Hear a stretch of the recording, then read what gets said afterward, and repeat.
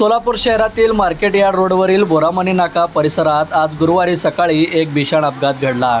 या अपघातात एका दुचाकीस्वाराचा जागीच मृत्यू झाला असून त्याच्यासोबत असलेला दुसरा तरुण गंभीर जखमी झाला आहे। या घटनेमुळे परिसरात हळहळ व्यक्त केली जात आहे।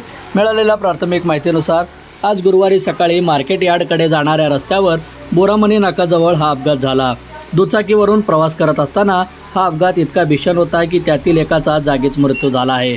घटनेची माहिती मिळताच स्थानिक नागरिकांनी आणि पोलिसांनी घटनास्थळी धाव घेतली।